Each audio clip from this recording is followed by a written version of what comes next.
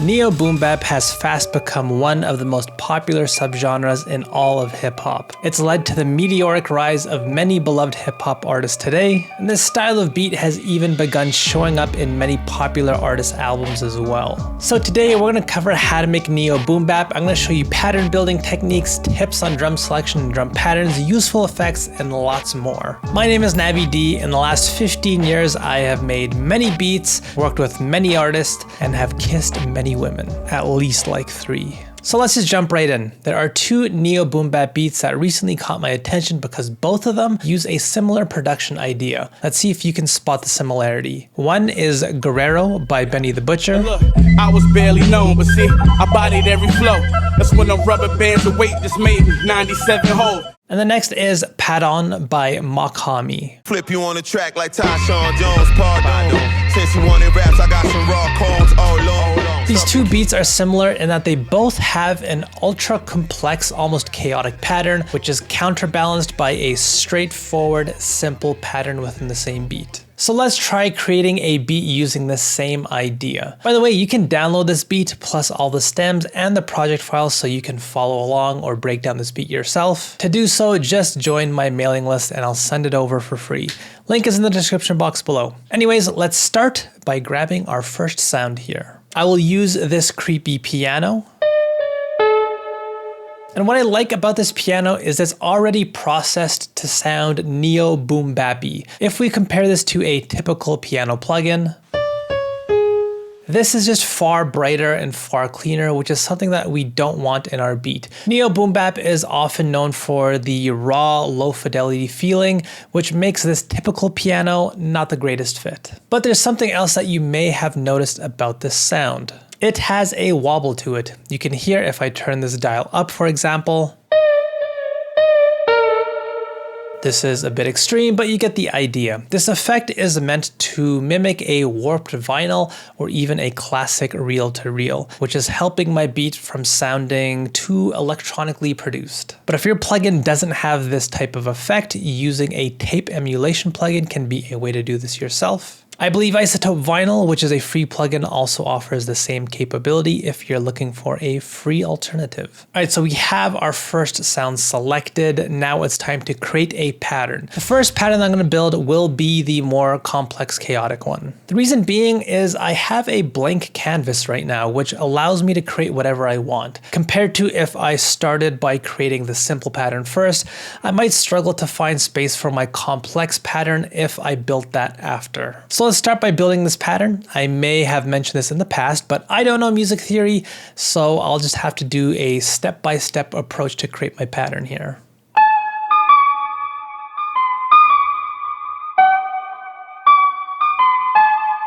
Not the most interesting pattern in the world, but it achieves exactly what I want for now, which is that feeling of chaos. This pattern doesn't have a predictable rhythm. We have these notes almost feel like they're coming out of nowhere, sitting in these odd placements, which is contributing to that chaotic feel. But there's also another reason why I like this pattern so far. Even with the chaos, there are still pockets of open spaces in this beat, which will allow for me to add more and create more going forward. Next, let's see if our effects can help us take this pattern and fill up even more space with it. Here's a technique I use very often whenever I want to take my pattern that I've built and just use it to fill up more and create more complexity. I will add halftime onto it, but I will set the mix down to around 50%. Basically what this does is it takes our normal pattern and it copies and pastes it down into a lower octave and it stretches it out so it plays at half the speed, which instantly introduces a lot more into the beat.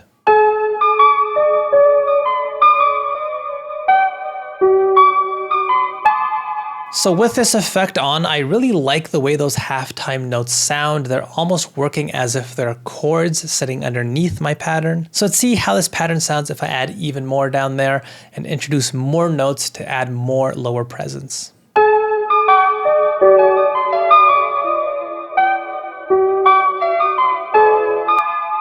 I like the way this is sounding so far. Now let's experiment to see how this pattern sounds if I add notes all the way in the higher range now.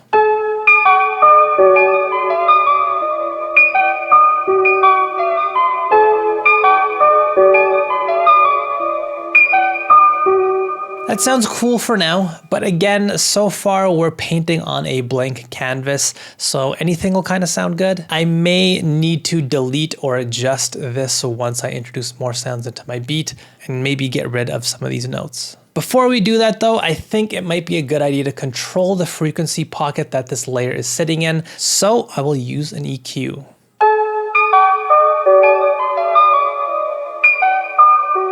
For the most part here, I'm taming that piercing high note, but I'm also cutting the lower end of this sound. The reason being is because I'm gonna add in a new sound soon, so I may wanna carve out space for it. Before I move on to adding my next sound, I'm gonna use distortion to give this sound a rougher feel.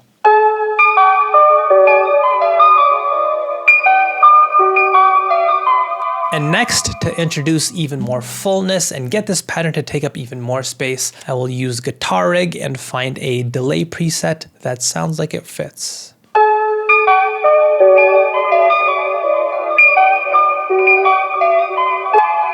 Now recently in a Q&A of mine, one of my program members, Ryan, asked me how to know what order you should add your effects in. And I think this is a good moment to bring this up. There's a reason why I chose to add my distortion tool before my delay. Now let's think about why. As you may know, the higher frequencies of a sound help it feel closer to you in your beat. The more high frequencies a sound has, the closer it's gonna feel. Which is why often you'll see inside of reverb and delay plugins, they will give you the option to control the higher frequencies. The less higher frequencies a sound has, the more reverby the sound will feel. Now, let's think about what distortion tools do. They add color onto a sound, usually in the higher frequencies. So if I added my distortion tool after my reverb, think about what that's gonna do.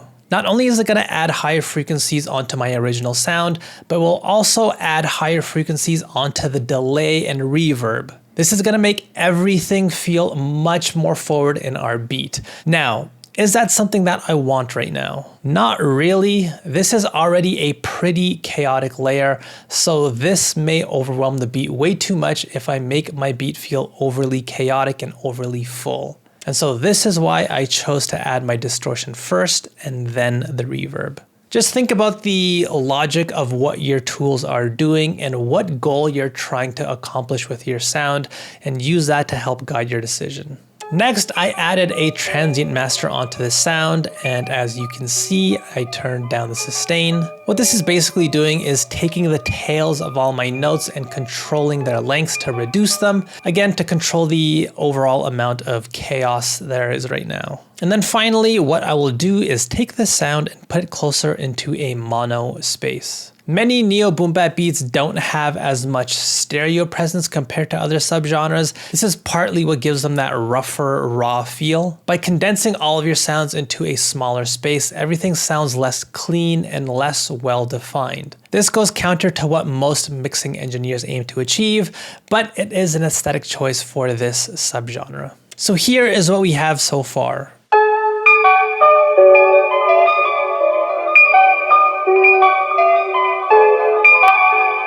Next, I'm gonna grab a guitar and build my simple pattern that will balance this chaotic one that I just built. By the way, a quick reminder, you can download this beat plus all the stems and the project file to break this beat down yourself and follow along with what I'm doing. Just join my mailing list, which you can find in the description box below. Now, what you'll notice about this preset that I'm using here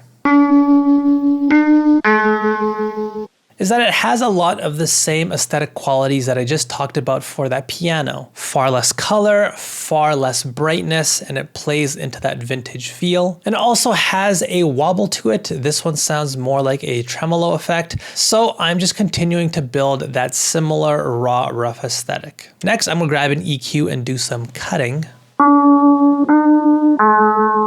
So before, I used an EQ on my piano to carve out its own space, and here I'm doing the same with this sound and make sure that this has its own well-defined space within my beat. Now I will use this sound to build a relatively simple pattern. I'll just create 2 long extended notes first.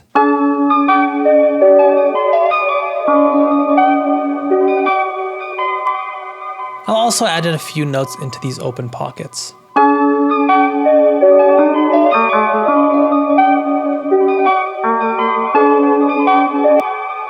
I may adjust these notes, maybe make them far more simple later on, but for now, let's just keep building. I'm gonna grab another guitar next. The reason being, I don't feel like my current guitar is filling up those mid-low frequencies enough, and so it feels a tiny bit thin. What I could do is just copy and paste these notes from my original guitar into the lower octave, but instead I'm just gonna grab a different texture just for the sake of adding detail and introducing a sound that has a slightly different aesthetic. This can help my beat just sound slightly less amateur and a little bit more sophisticated. And again, here is how our beat sounds without this layer. And then with it.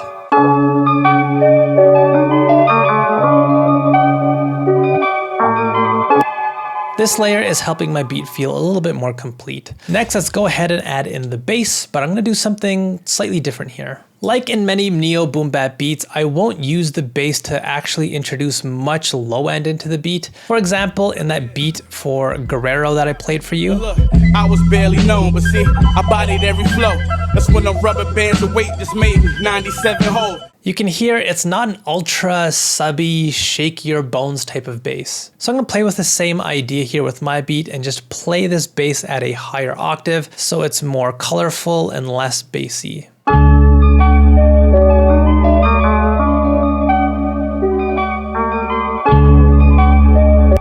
Alright, so far I think this is a good amount of sounds for our core loop. Next, let's add in our drums. I'll start by grabbing this kick and creating a simple pattern.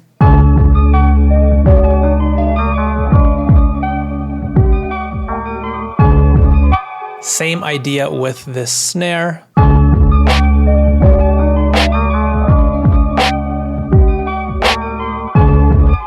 Now, as you may know, neo boom bap beats have less of an emphasis on the hi-hats, but before we move on to adding our hi-hat, I'm gonna start by adding in some noise instead. Not only is this a good way of filling up the high end, but by starting off by using noise, it will help me get a better sense of the brightness of my hi-hat that I'll need to add and whether I can actually get away with using a hi-hat that's a bit darker. As you can see, I used both tape and vinyl noise layers together. Sometimes I like to add both. Vinyl noise is a lot more dynamic, it has a lot of crackling, and tape is more of a hiss, and sometimes the beat just benefits from both. Again, by adding more and more high end, I can use a darker hi-hat and get away with it. So this is the hi-hat that I'm going to use.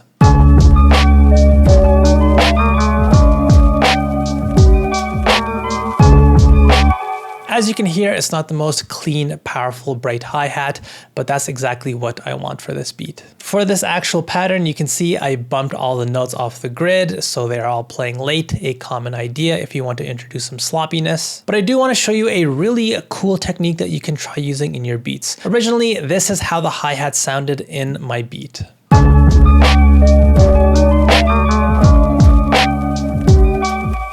And this felt a bit too short. It didn't take up enough space. Now, when this happens, you might think it's a good idea to stretch the sound out, but as you know, that can create some ugly artifacts.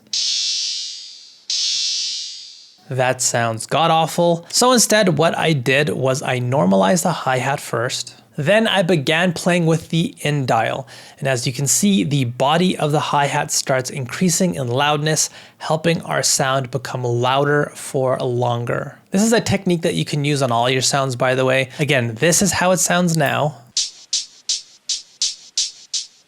and this is how it sounded before. Pretty big difference here.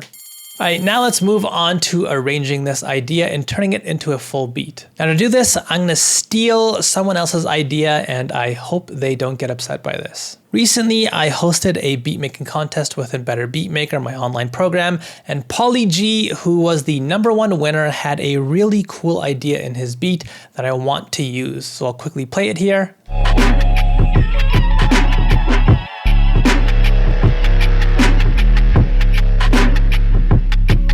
What I really like is that distorted bass idea in here. It really reminded me of Fourth Chamber by the RZA. He did a similar technique in that beat. No matter how loud they get, though they growl and spit, clutch their fist and throw up signs like a crip. So let's do something like that with this beat. Here I will add in some classic guitar distortion onto my bass. As you can hear, this is adding a lot more into my beat, and my bass is now this over-the-top texture. So if I keep my beat as it is, I'm gonna assume that the beat will sound out of balance and overly full.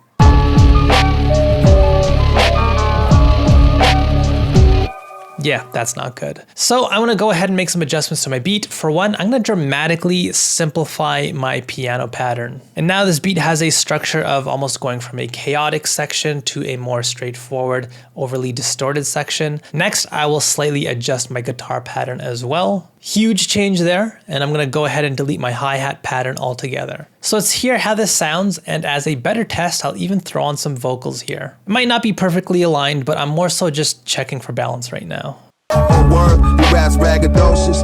Put this 38 in your mouth. Go ahead and spit your magnum opus. Bass is a king copus.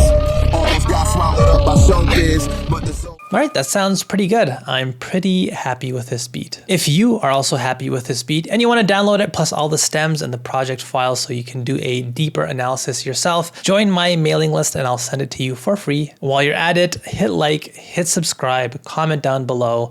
Let me know what your favorite soup is. And other than that, hopefully you've learned a lot. I know I did. And I will see you next time. Bye-bye.